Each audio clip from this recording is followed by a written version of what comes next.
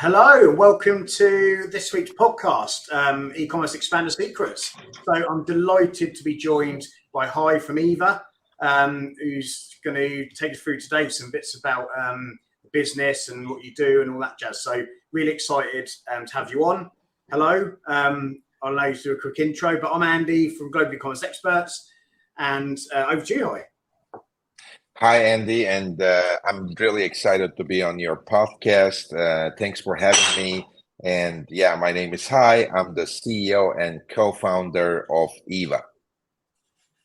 Awesome, fantastic, and what an exciting business it is, and we're going to find out plenty more about it today. So, Hai, I wonder if we could just kick off with just learning a little bit more about you, a little bit how you got into the industry, and then I suppose how Eva came around. Yeah, I mean, that was a kind of an interesting journey. So I'm a computer engineer with artificial intelligence background, but I was graduated back in '99 where there was no cloud and the AI was just in theory. Spending almost maybe 20 years in very large corporations like IBM, Accenture, and Oracle, and I was the vice president of Oracle before I left. I thought, hey, it's the right time to start a company. And my focus was very much about e-commerce and retail, and especially Amazon. And 4 years ago, I thought Amazon is like a wild west rather than very much like a consistent industry. I still believe it's the same thing. It's still a gold rush. It's still a wild west. And there is maybe another a decade to run before things get stabilized as well, so which means that it's also a great opportunity, right? And the opportunity that I saw was the data is not consistent across the channels, and also the data is not connected to each other, like for example the pricing data, the advertising data, the inventory data. And that's how we came up, like with my co-founder at the time, hey, can we build a platform where we can leverage the e-commerce data in a much better way, also powered by artificial intelligence to find the next best action for the e-commerce seller. Well, obviously our focus was very much Amazon, still it is, as you know, Amazon is the king, especially in the US. And we started from there, and it's almost now the fourth year.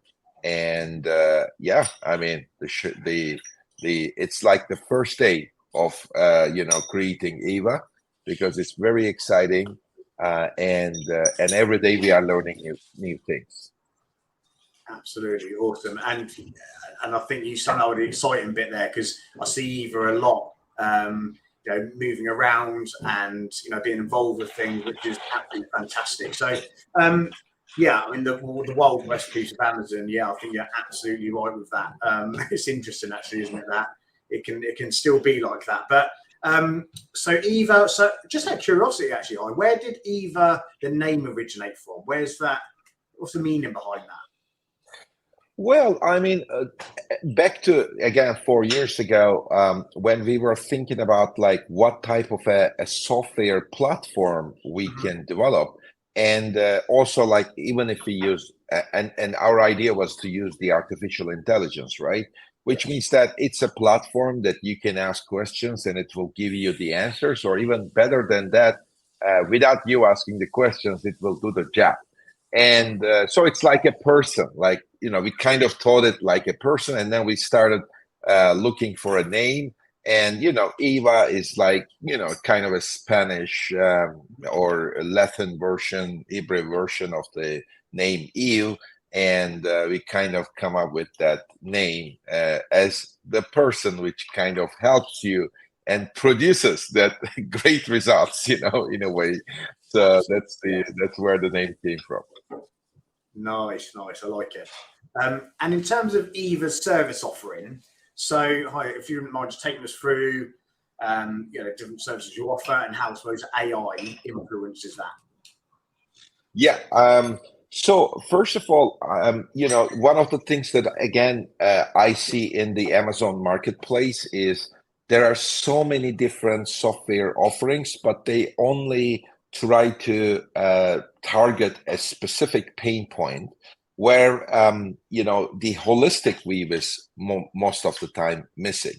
So what we try to achieve with Eva is, Eva is your Amazon partner as a platform. And because it works as a platform, it basically covers all the required technology and the services to run the Amazon business A to Z.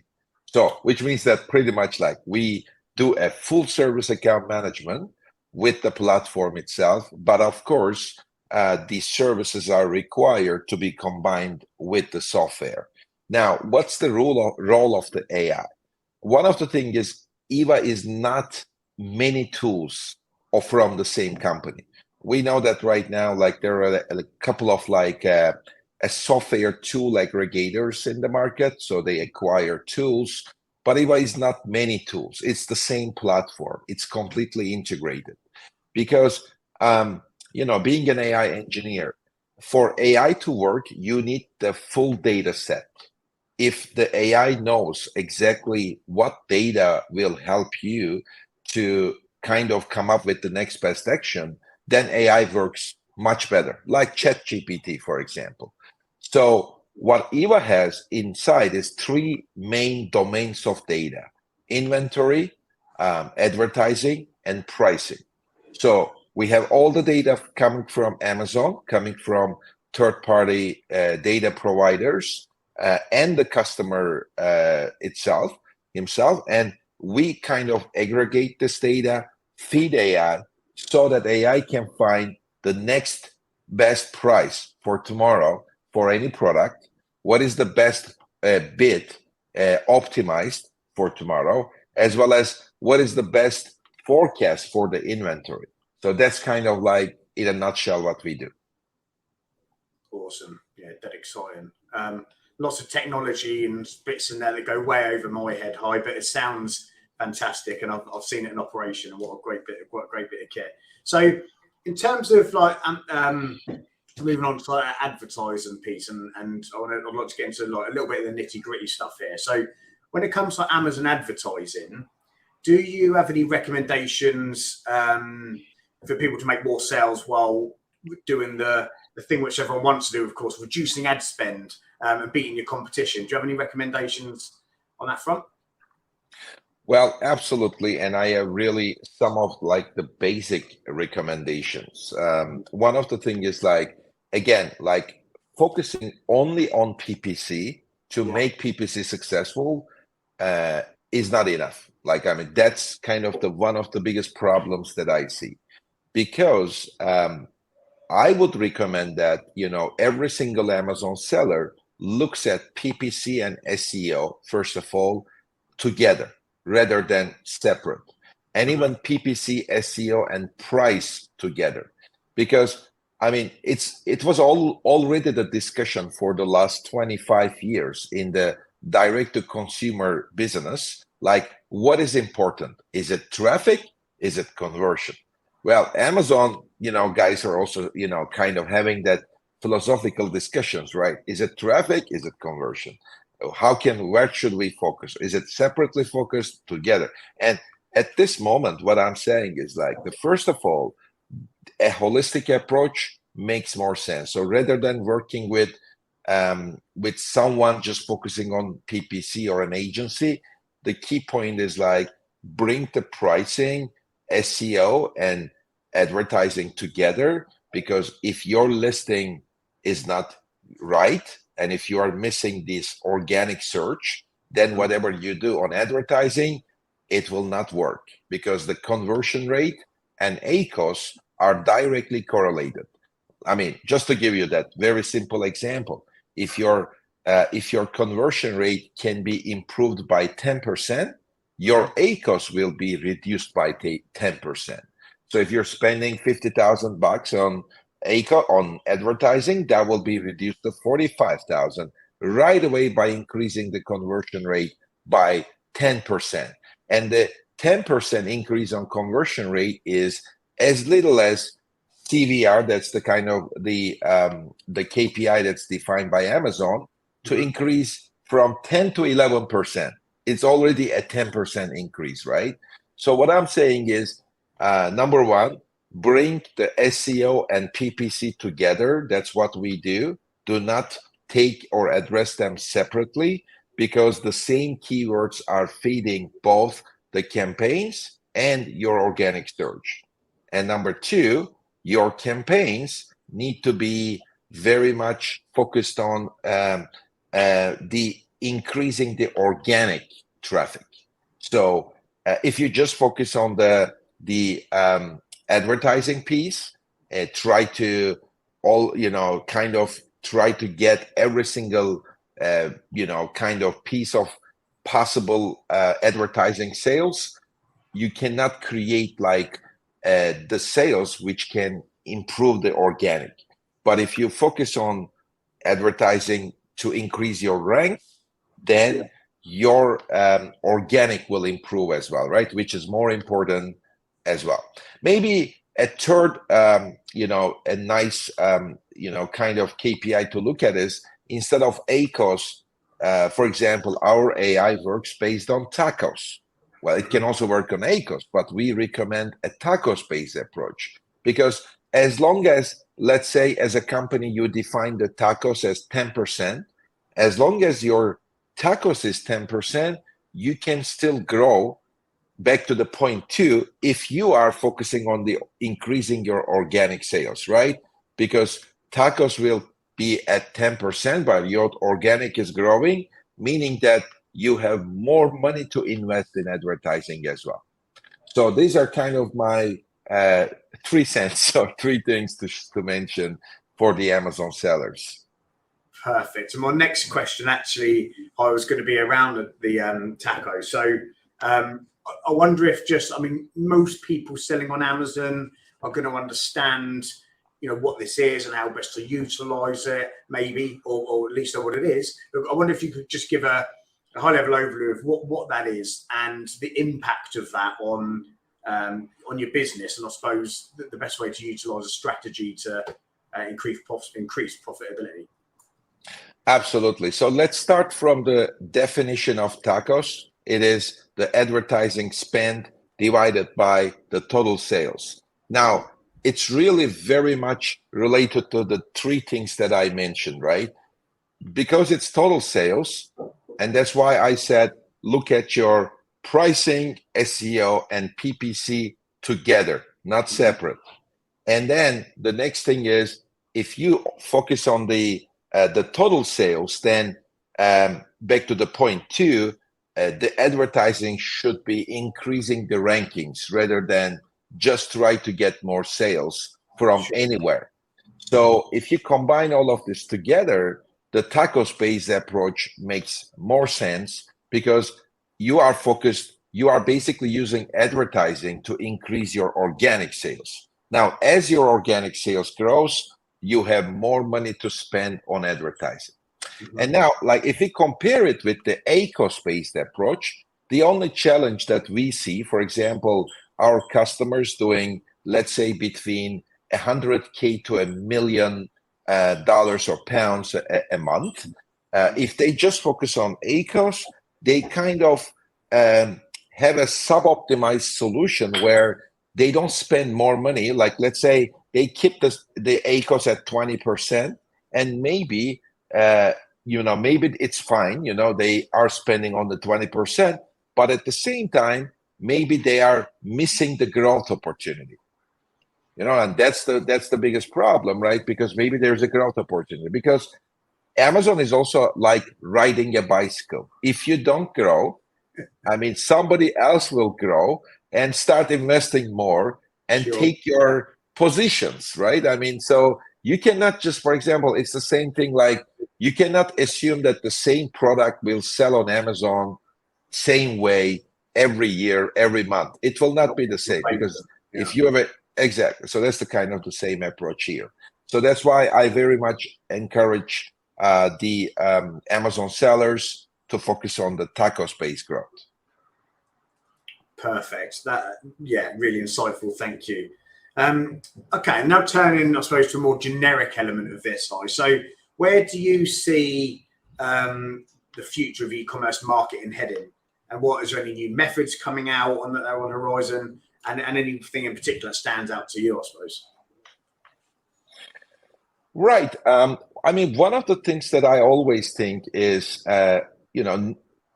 it makes less sense to rely on one single channel. Yeah. And I mean, we see that, the omni-channel approach is always less risky. And specifically, for example, in the US market, I see for the last couple of maybe quarters that Walmart is really doing a lot of nice things, but it's not only about Walmart. Wayfair is like is an interesting channel, or Faire, or in Europe even there is more kind of alternatives, and even in China there are more alternatives to Amazon. So the omni-channel approach makes a lot of sense for the Amazon brands. I mean, I think this is the year of omni-channel. And number two is, it is the year of cost reduction and focusing on consolidation. Again, using, I mean, back to Eva, one of the things that we did many years back, but now it turns out to be a very good idea. It's like, consolidate your software into one, consolidate your services as much as possible, because you cannot just work with like 10 different people and software just to run the Amazon, because then you have no time for omnichannel, you have no time for the product innovation.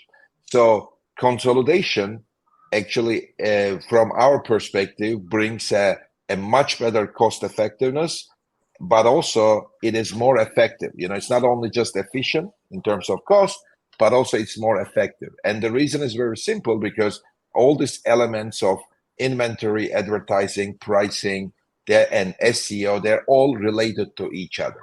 So that's what I see. The omni-channel and the consolidation and cost reduction and being more effective makes a lot of sense for the e-commerce sellers.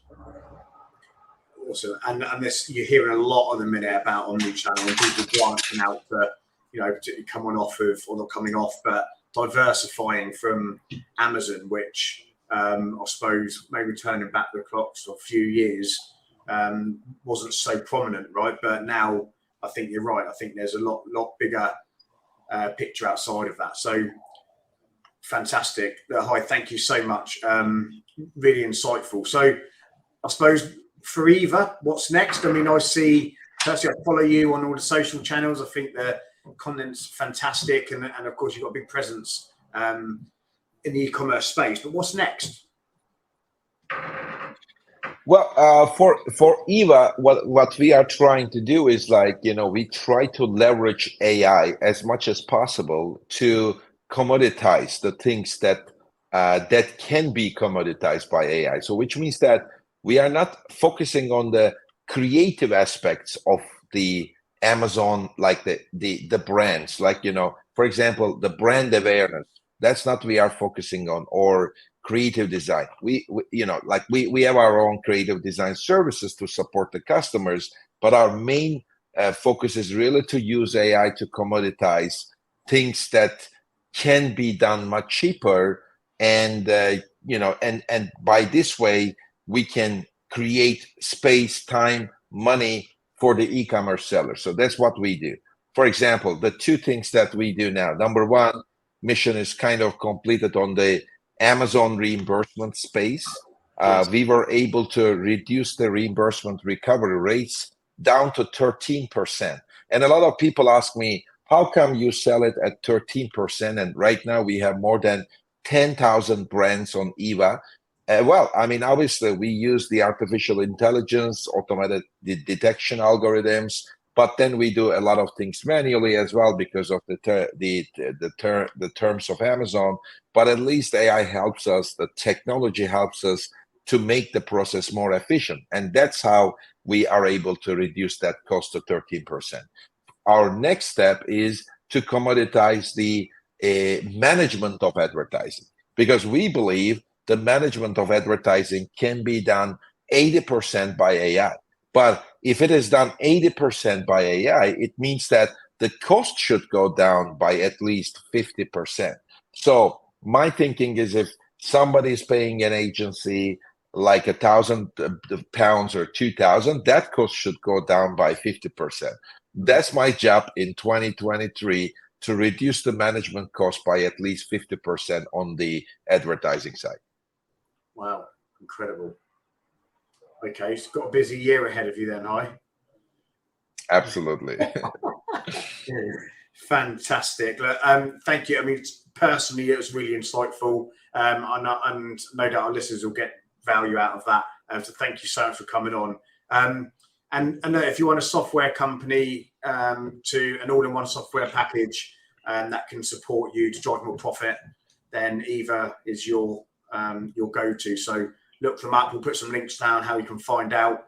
But Hai, thank you so much for coming on. And fantastic rest of your day. And thanks to those who are listening. And we shall catch you on the next episode of E-Commerce Expander Secrets. Thank you, Andy, for having me.